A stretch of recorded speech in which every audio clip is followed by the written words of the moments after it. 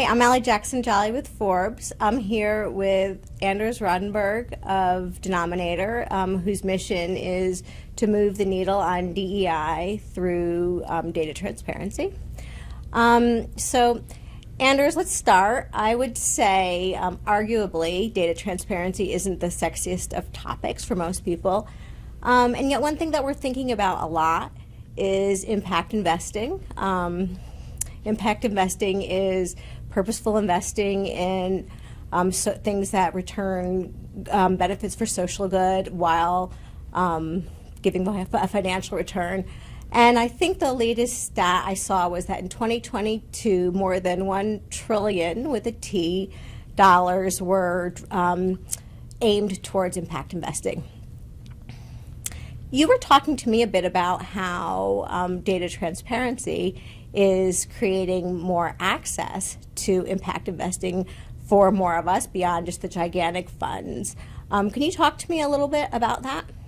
Yeah, definitely. And again, yeah, data, many people think it's something boring, but it is really the foundation for a lot of the change. So it's not a sexy area, as you said, but I actually believe it's one of the most critical if we want real change, because it basically helps determine the capital flows.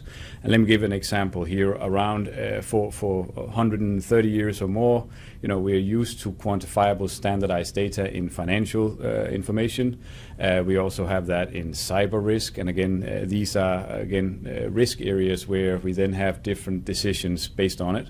We also have it in sustainability and impact, a lot on the E, on the environmental side, on carbon data and others. But it's quantifiable, standardized data that is the foundation for taking these investment decisions.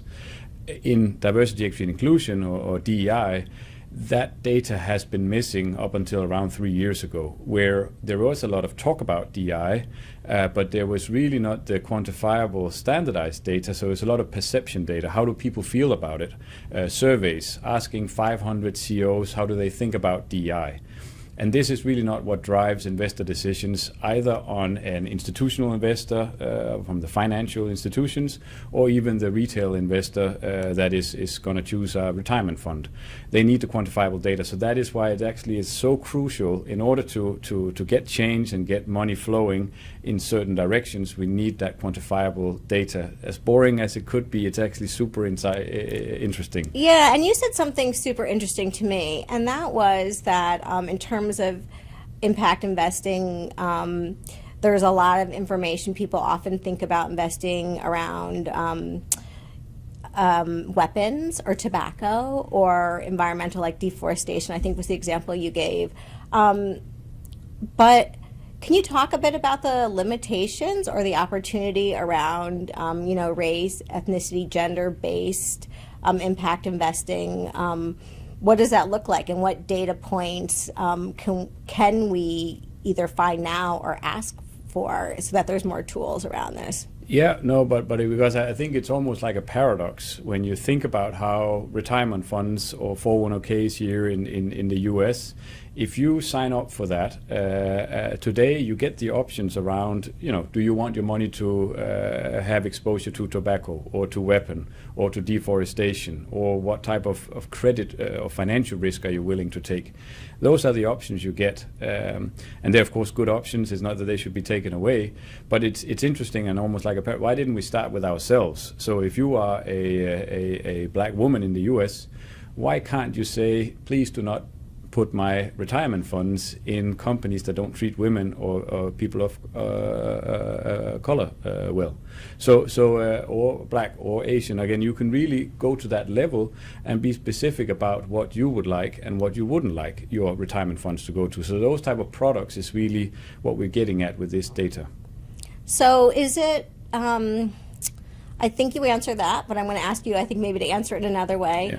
Is it really a deficit of information on the funds, or is it that the investor, Ali Jackson-Jolley, I want to go to my CHRO and say, hey, I want to make sure that my retirement fund is not going, to your point, I like that, being invested in companies that aren't doing well by black women? Is it that I, as the investor, don't know enough about that, or is it that the funds or the fund managers don't have the data or aren't sharing it? I think historically, again, because there is actually a lot of demand, that's what we're hearing. So investors are asking for it because it's almost like us options that we have with, if we look at different streaming services, right? People watch less TV, where it's just they want to decide what to watch, when to watch it. Same with podcasts and the like. So we have generations now that are used to customization. So the demand is there, and people are asking for it, but the options aren't. And one of the reasons why the options aren't there is that historically the data wasn't available. So it became sort of that was why we couldn't get any further. Now the data is there, but not both on the financial institutions. Not all is aware how much data is actually there, because historically it didn't used to be available, but now it is. So they can now start producing these financial products. At the same time, the investors, so Ali, would maybe be interested in this, but again have never seen the options, and hence do not know that they can now start getting it. And if they asked in the past, they would say no, sorry, but choose between weapon or deforestation. But now the answer is actually for some organizations, yeah, of course, and here is your product.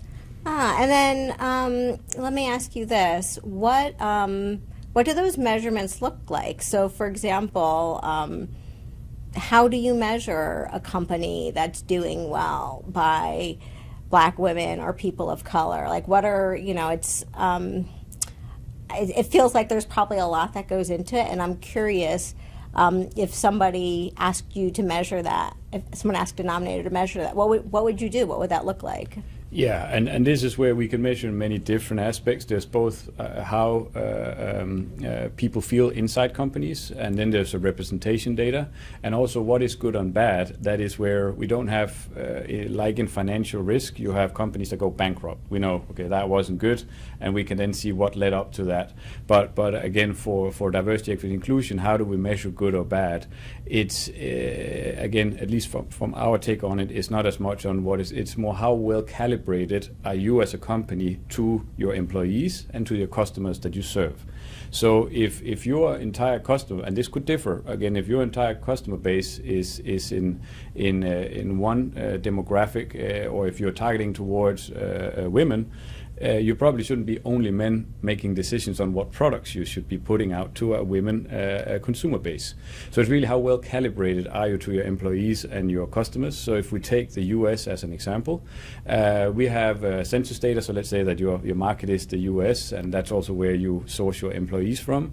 You basically know what good looks like. So if you have around 19% of Hispanics. I was actually speaking on that topic yesterday at a rating agency on the deficit between leadership and the compared to the demographics. It's a big one. And then you can start seeing how big those deficits are for some groups. And this is again what good could look like is again, bringing the numbers in from yesterday, there are companies that have reached, you could say, Hispanic parity, where they have 20% in the executive team, in the board. So it's not impossible, but then the majority are down at 1%. So this is again where you could say, how aligned are you to your customers and to your employees? And then how about, I know you're a global company, you do this all over the world. Obviously, the United States is in a new chapter in which there are some Supreme Court legislated limitations coming down the pike on how we can think about race. Are you? So you're at the end of that pipeline collecting data. Do you think this is going to harm your ability to create metrics and around who's doing well and who's not, or do you have something else up your sleeve? Yeah, no, I think for us, it's actually, again, we're neutral. We just want to provide the transparency and the data so that we can start getting the knowledge, the insight that we need to take whatever decision we want to take. So in some ways it's democratizing, it's providing options. And that is a very American thing, democracy and having options. It's even a very capitalistic approach to this. So I don't think, and some of the rulings, that is more the decision you make. It's not the data availability that it's against. It's more you can have full transparency, and then it's the decision, again, and I think the example you're bringing up is the affirmative action decisions. That's what the rulings are going against, not having a complete knowledge, because in some way it's the exact same we're doing in financial risk. You know, we're looking at numbers and then we're taking decisions based on our preferences for what type of financial risk we want. And it's the same type, again, saying I would like my portfolio, if it was from an investment perspective, to be calibrated more towards companies that are better calibrated towards, for example, Black Americans. And that is a market capitalistic choice, not a affirmative action choice. Yeah, no, I like it. And so how about if I'm based on all the information that you've given us, what advice do you have, any advice for the decision makers, the C-suite folks, around how they could be providing better information around investing? And then also, I guess, part two, any advice for the individual investor as well, where they could be finding some of this information, or who they should be demanding it from? Yeah, no, I think overall, especially for the companies out there that are trying to attract investments and capital, it is be transparent around a lot of this, because again, the investors do care and are caring to a higher degree. There are even a lot of mandates coming. You have UN's Principle for Responsible Investment. They last year made an explicit position saying that all investors can, and should include DI in their investment and ownership decisions. So this means that more and more, because the signatories of UN Principle for Responsible Investment, there's a lot of signatories and they control a lot of capital, meaning that they are slowly steering towards not allocating capital to companies that don't do DI well. So if you're not transparent around it, you're in trouble. You might have trouble. Or at least the cost of capital goes up, which is or your stock price goes down. And it's the same with the retail investors with all the apps.